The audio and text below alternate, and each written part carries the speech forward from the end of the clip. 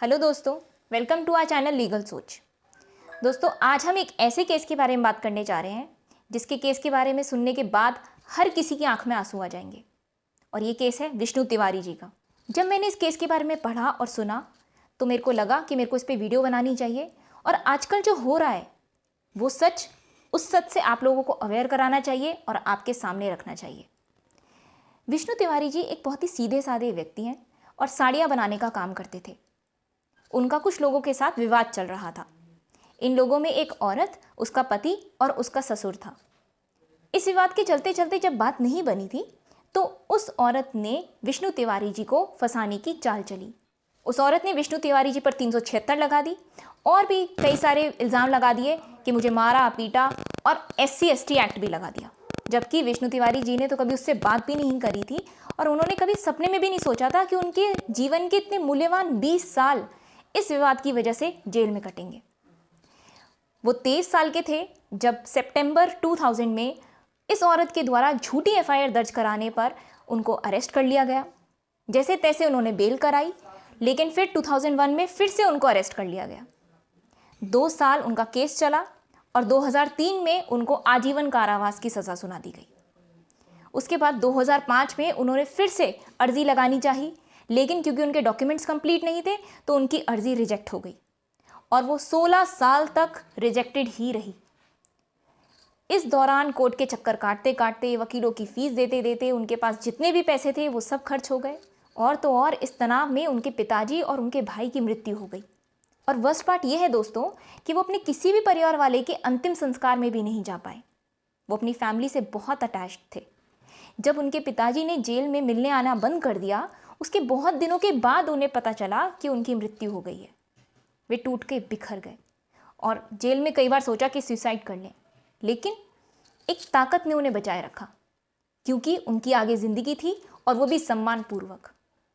16 साल के बाद जेल वालों ने अथॉरिटी से बात करके उनकी हाई कोर्ट में अपील लगा दी। जेल में विष्णु तिवारी जी का एक परिवार सा बन गया था, क्योंकि वे सबके लिए खाना बनाते थे और सफाई वगैरह का काम देखते थे और सबके साथ उनका बिहेवियर बहुत अच्छा था। तो जेल अथॉरिटीज़ ने हाई कोर्ट में उनकी अपील लगाई और तब इलाहाबाद हाई कोर्ट ने इस मामले पर गौर फरमाया और ये देखा कि इस औरत ने तो विष्णु तिवारी जी को इस केस में झूठा फंसाया है।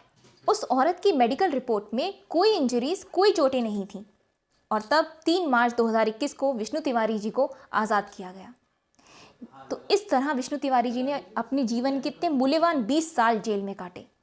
दोस्तों, जेल से बाहर आने के बाद उनकी फीलिंग्स, उनका एक्सपीरियंस, जो जेल में उनका एक्सपीरियंस था, ये सब वर्ड्स में बयान नहीं किया जा सकता। जेल से बाहर आने के बाद उनका कोई अपना नहीं बचा था। बस उनका एक भाई था और वो भी डिप्रेशन का शिकार था। ना तो कोई उनके पास पैसे थे ज़िंदगी आगे जीने के लिए, ना ही वो शादी कर पाए, ना ही अपनी ज़िंदगी जी पाए। और ये सब किस लिए, किसकी वजह से? सिर्फ लालच की वजह से, कुछ लोगों के लालच की वजह से। दोस्तों, पहले का टाइम था जब इतना डेवलपमेंट नहीं हुआ था, तब औरतों पर बहुत जुल्म हुआ करते थे और तब इन सब चीज़ों को देखते हुए उनके लिए, उनके फेवर में बहुत सारे कानून बनाए गए।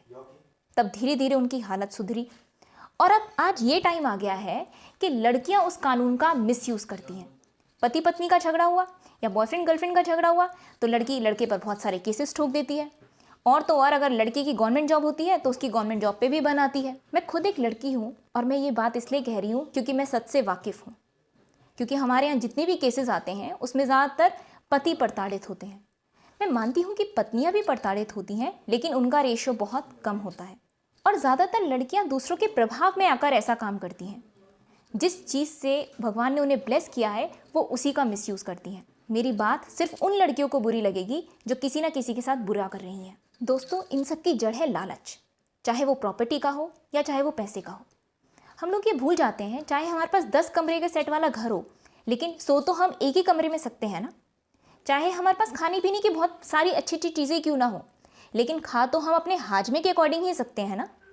तो फिर क्यों किसी के साथ बुरा करें और क्यों भगवान की नज़रों में खुद को गिराएं? दोस्तों, भगवान ने हमें विवेक की शक्ति दी है। हमें पता होता है कि ये अच्छा है और ये बुरा है, तो क्यों ना हम अपने अंदर की आवाज़ सुनकर अच्छाई का साथ दें।